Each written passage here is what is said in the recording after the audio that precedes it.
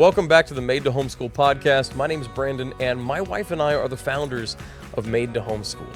In today's episode, I got the chance to sit down and chat with Kristen from Pearls and Oak.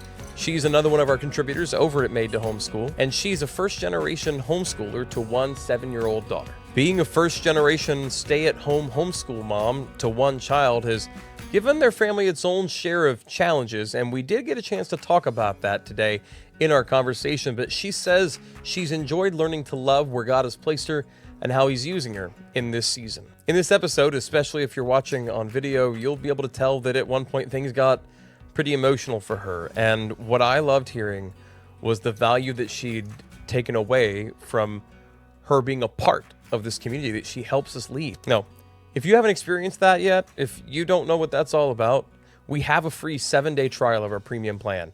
I would encourage you, go over to Made2Homeschool.com and see for yourself what this whole thing's about. Check out some of the live chats. I think that's where a lot of the gold is. I know you won't regret it, and I look forward to seeing you there. Now let's get into our conversation with Kristen.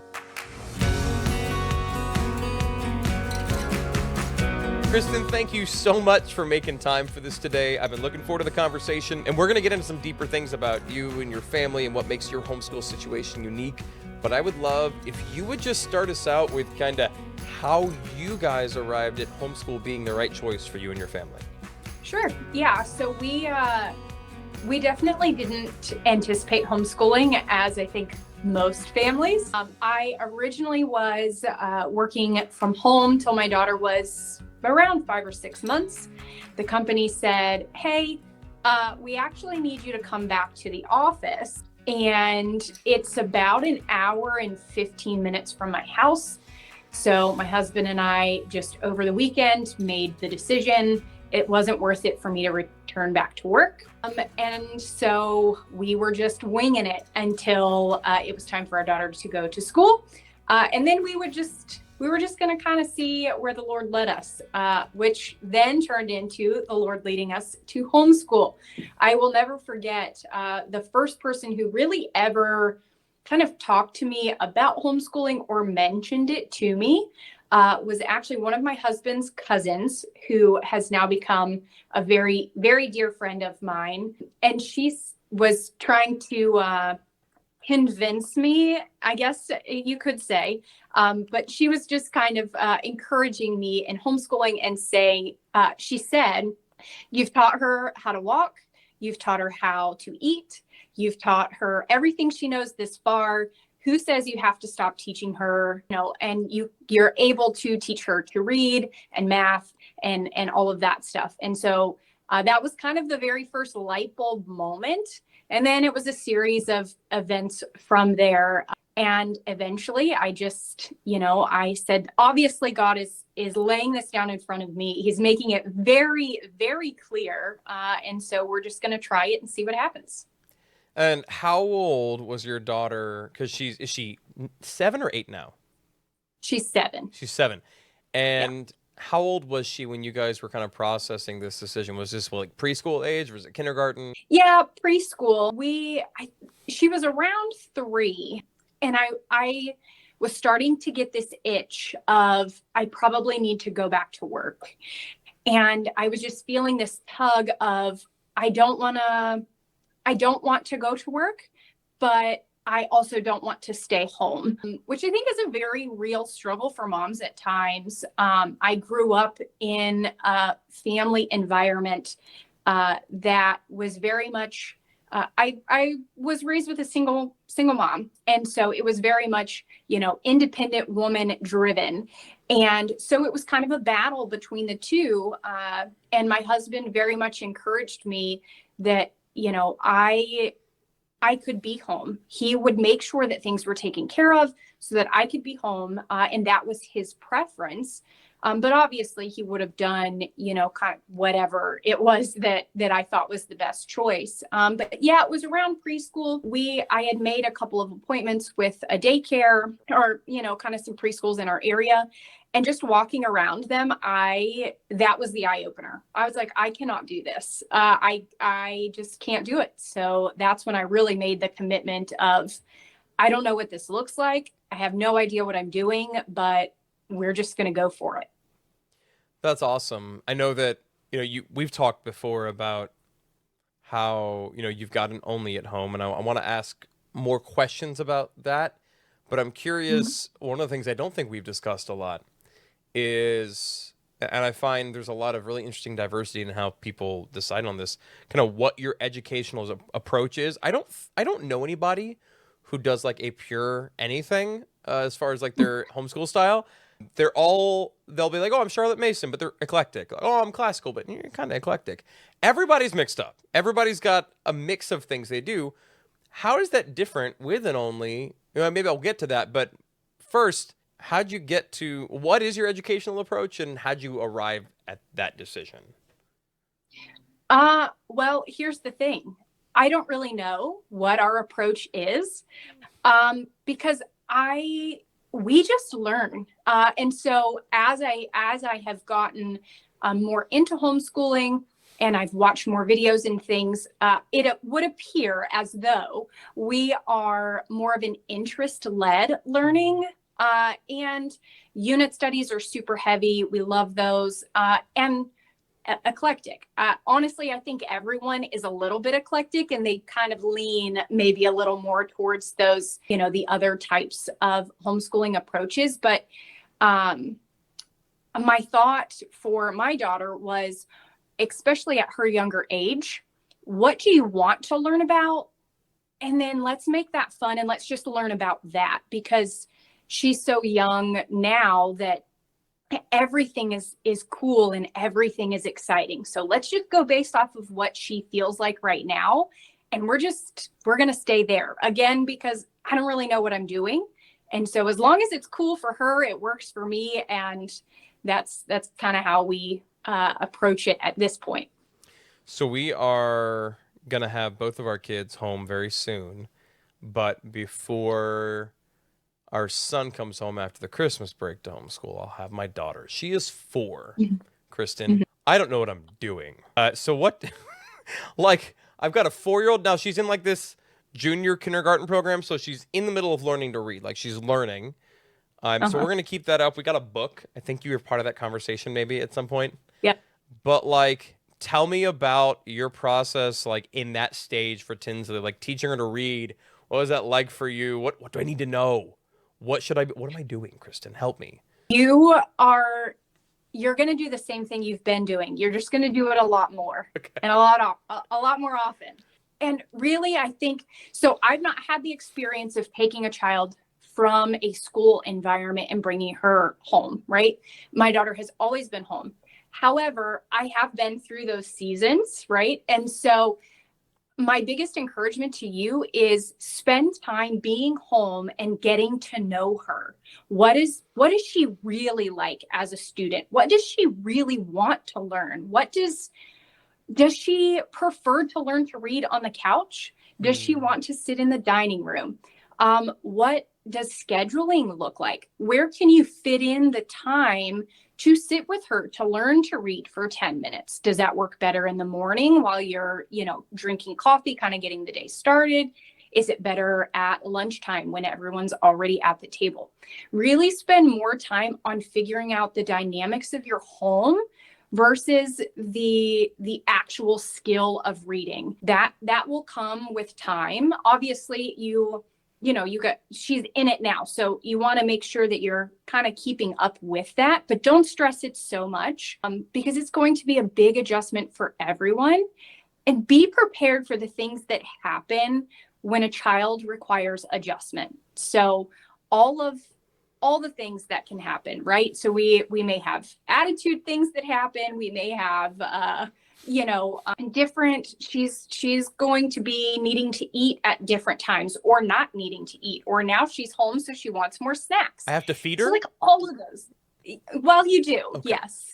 So yeah, just those family dynamics, I would say, would be your main focus first. Just be home and figure out how to be home all day with your kids. Yeah. I just realized, for those who can't see, who are just listening, that was a joke. I do in fact plan on feeding my daughter. I love one of the things that you hit on there, Kristen, is just getting to know how she is as a student. I'm like, well, I know my daughter. But I don't know how she is as a student, and that's so interesting. and for a little while, I'll just have her, right? Right. And it's not just me, like my wife will be home soon because she's about to give birth to our third child, whenever that happens, sometime in the next couple weeks. We got a lot going on. But it's going to be a little different, right? I've never taught a child by themselves, and I do think about the fact for at least a couple months or at least several weeks, I'll just have her, like her brother's not going to be home yet. And what will that be like for her? Well, that's your reality, right? That's your everyday. You've got your daughter at home with you. You're her only teacher. She's your only student. Have you found that in the homeschool world, is that something that you felt well-resourced to step into? Was that something you had a hard time finding folks who could relate or who you could learn from? How's that been for you? I think there are few of us, but we are out there. Actually, the very first two people that I ever found on YouTube were Jen and were Ashley. And so it's really amazing that we all have come together at Made2Homeschool. But they were a really big encouragement to me just to see that someone who is homeschooling and only, and they are seasons ahead of where I am. And so it was just really nice to be able to see someone, in a similar situation, saying like, we do it too. Homeschooling doesn't always have to be for large families, and it's going to look different. There are differences between an only child homeschool and a multiples homeschool, but a lot of the things are the same. Really, it comes down to each individual child. I just happen to have one of them.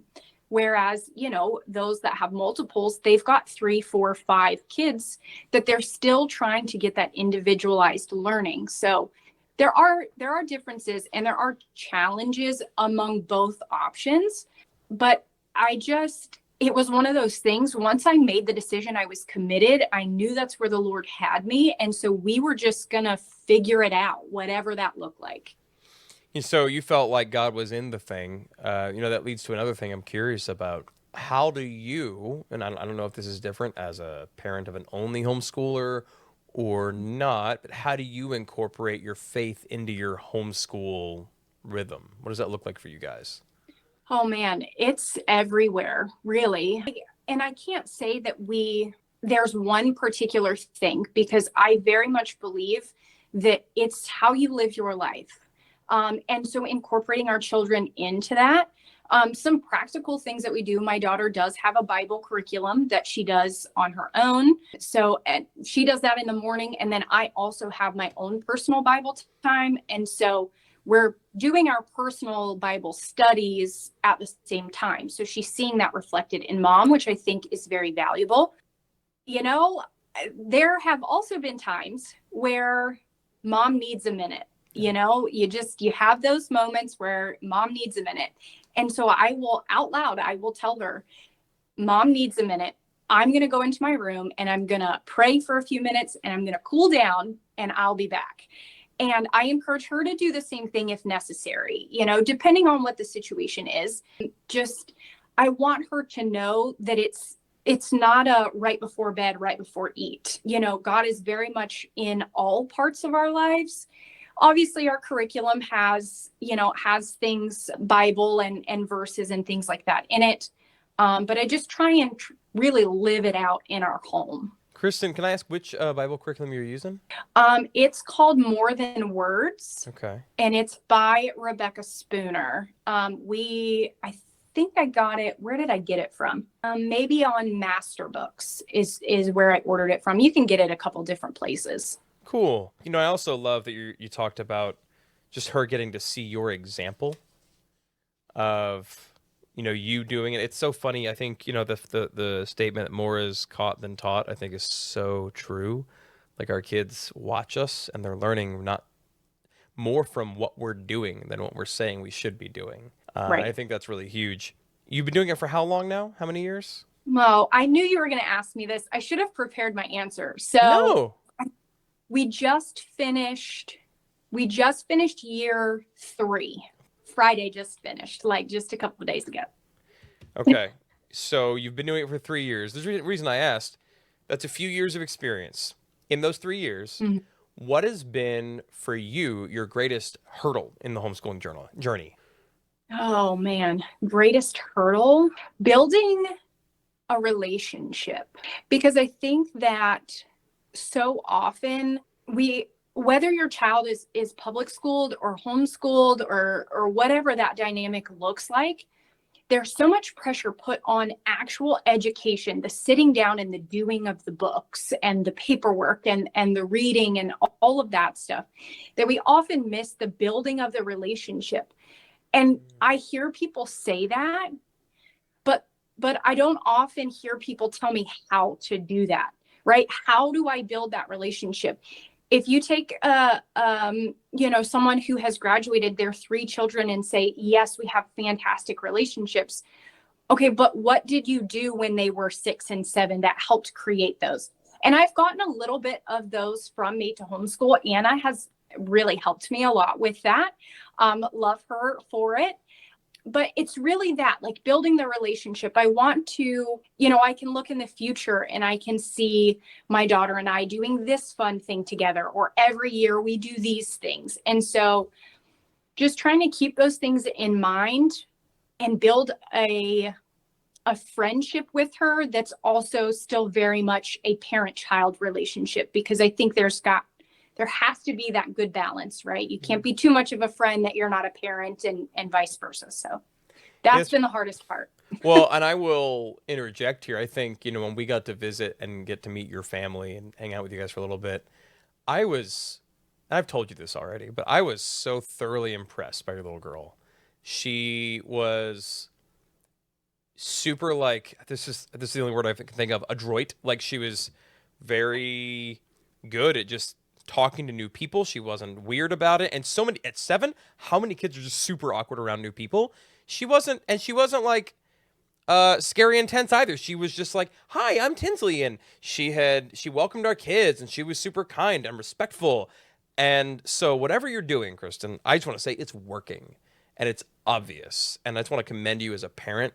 Like, great job, because I mean, from what we saw, she's just a tremendous young lady, and that's awesome. Can I give you a few more rapid fire ones before we wrap up? Is that okay? Yes, and thank you very much for that. I appreciate that. You're welcome. I mean it. She was great. My wife and I both felt the same way.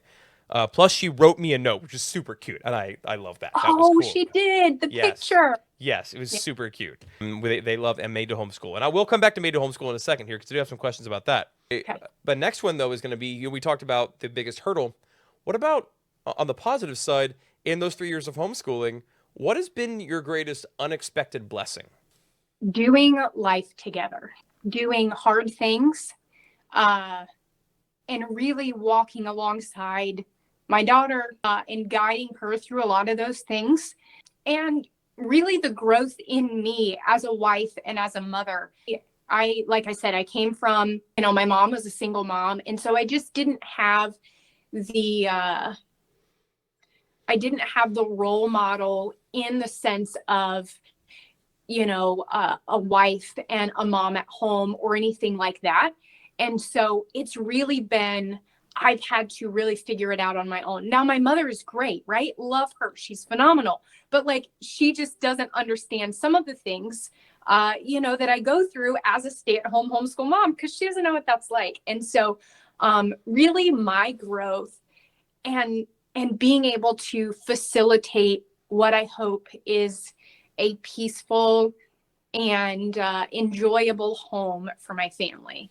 It's funny, and I wondered if this was going to happen. I asked you about the hurdle, and you're like, building a relationship. I asked you about the blessing, and you're like, the relationship. Like, that's interesting to me. And, so often the things that are the best in our lives are the things we have to work at the hardest. And for sure. Right? So you've worked a lot on that, and it seems great, and I really appreciate you sharing that with us.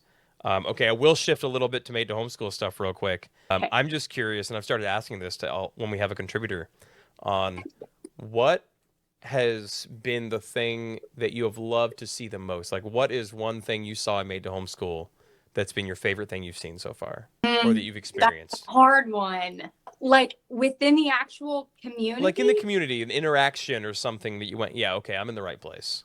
Well, obviously, a couple of months ago, our family went through a really hard thing. And the way that the community of Made to Homeschool they just loved us.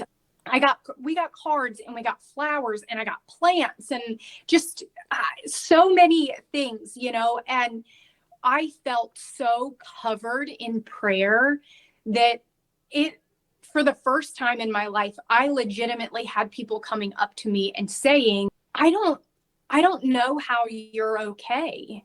And I didn't know how I was okay either, other than God just gave us peace and he gave us grace. And we felt well loved and well taken care of. And a lot of that came from Made to Homeschool. And that's what solidified for me. These are the people that I want in my corner, because if I could go through and my family could go through what we went through, and I've only known these people for a couple of months, and it was with the snap of the fingers, they were like, okay, what can we do? How can we love you? How can we make you feel better?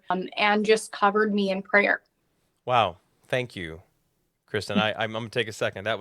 I'm so glad. Just personally, before we launched the thing, one of my greatest hopes for it was that it would be a place that people treated each other like the body of Christ should be. And Jesus said, people will know you as my disciples by the way you love one another. And if we can't get good at that, I think we ought to not focus on a lot of extra stuff and just get back to that. And I was struck by it from the outside looking in, knowing what y'all went through, and just seeing some of the community reaction. But you've mentioned this to me before, but I so appreciate you sharing that. And we have a lot to figure out. We're not there. We don't have it all together. We are broken folks, right? We're a new community that is just like stumbling, trying to learn to walk. But just seeing that and hearing you talk about it from your perspective gives me a lot of joy and a lot of hope for where we can go with it. On a slightly less emotional note, I'm gonna pull it back so both of us don't cry. Too late. I know. Wait, you submit content to Made to Homeschool every month, except no, actually you don't, because you, sister, have submitted content for the next 7 years. Okay, but maybe 6 months, but still, when you do, what has been your favorite type of resource to create for the community? Oh my goodness. Easy peasy. Thank Okay. you. Printables. Tell me about that. Why? Well, I don't know. So I've never really made printables before, other than I type something up on a Word document, cut it out kind of thing. And so I just have really enjoyed making just different printables. The unit study that I did was really cool. And so that led me to make another. And Katie has put in requests for others, and so it's kind of bundled in. And then Christina did the workshop with just the contributors. That was really cool to just kind of get some information from her. But yeah, that's been my favorite. I thought videos were going to be my favorite, right? Because YouTube, but it turns out I will just be typing up some stuff and I'm like, yeah, this is cool. That's awesome. And I will say, I was really impressed with your 4th of July printable. Or 50 states, rather. You put it out on 4th of July, I think is what it was, right? Yeah. So 50 states printable unit study. I was like, wow, that's a lot. But you kind of set the bar high, and I'm not mad. It was really good. Oh, go ahead. Now I don't know how I'm going to come back from it. You're like, oh no, I did too much. No, it was tremendous. And if you're a member of Made to Homeschool and you're doing a 50 state study, please go check it out. It's on there. You can go into the resource library and just search for things and find it. Search 50 states or whatever, and you'll find it there. It's quite good. I was impressed with that. So I'm glad you said that. I thought you were going to say videos, but I'm glad you said printables. Okay, a couple more real quick ones. Kristen, what is your biggest hot take or unpopular opinion about homeschooling? Ooh, most unpopular. You don't have to subscribe to anything in particular. You can just do whatever you want to. So you can take bits and pieces. I feel like, especially as a new homeschooler, it felt very much like you have to do this and you have to be all in this one thing, or you have to be all in this other thing. And you don't have to be all in on any of those things. You can just do whatever you want, whenever you want, as long as it works for you and your kids. I love that. And your state laws or whatever, Well, yeah, that's important. Kristen, I've really enjoyed this, and I'm so thankful you're part of the team. Where can people find you? So you can find me on YouTube at Pearls and Oak, and then over on Instagram, same at Pearls and Oak. And then, of course, in Made to Homeschool, I'm there. Yeah. Awesome. Thank you so much for your time, Kristen. I look forward to getting this one out, and for more people to get to know who you are. Have a good one. Thanks.